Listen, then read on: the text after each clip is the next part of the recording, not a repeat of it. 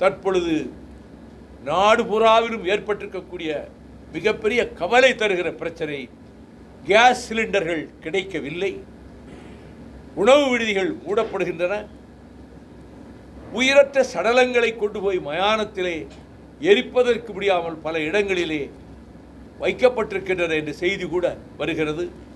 Solar panels உடனடியாக தமிழ்நாடு அரசு இந்த மயானங்களிலே எவ்வளவு விரைவாக அமைக்க முடியுமோ அந்த சோலார் பேனல்களையும் அமைத்து அந்த சிதைக்கு வெப்பமூட்டுவதற்கு வேண்டிய ஏற்பாடுகளை செய்ய முன்வர வேண்டும் என்பதையும் நான் இந்த நேரத்திலே தமிழக அரசை கேட்டுக்கொள்கிறேன். அரசாங்கமும் கவலையோடு அக்கறையோடு எந்தெந்த விதத்தில் இந்த உணவு விடுதிகளிலே எல்லாம் பலத்தில் மூடுற நிலைமை வந்துருச்சு. அது சின்ன உணவு விடுதிகள்லாம் நடத்த முடியாத நிலைமை ஏற்பட்டு மக்கள் மிகுந்த சிரமத்துக்கு ஆளாகியிருக்கார்கள்.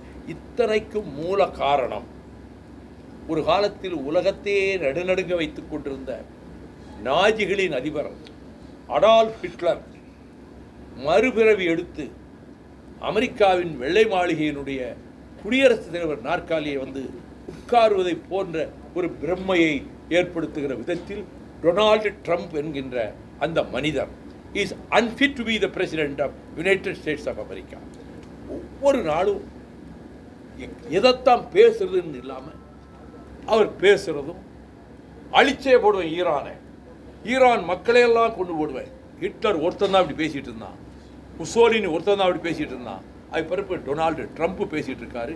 நம்ம வீட்டில் அடுப்பெரிய முடியலை, கேஸ் சிலிண்டர் இல்லை, ஹோட்டல் நடத்த முடியலை, சின்ன ஹோட்டலை மூட வேண்டி வந்துச்சு, பிணத்தை கூட எரிக்க வழி இல்லை. இத்தனைக்கும் காரணம் அக்யூஸ் டொனால்டு ட்ரம்ப். அவரால் தான் இவ்வளவு உலகம் பூராவும் இவ்வளவு வேதனை ஏற்படுவதற்கு இவ்வளவு செய்துட்டு நான் ஈரானை மக்களை அடியோடு அழிப்பேன்.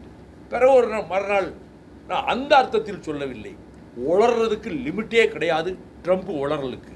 உலகத்திலேயே இன்றைக்கு மிகப்பெரிய உளறல் பேர்வழி யார் என்று கேட்டால், கோமாளியை விட மோசமாக பேசிக்கொண்டிருக்கிற அமெரிக்க ஜனாதிபதி ட்ரம்ப் தான்.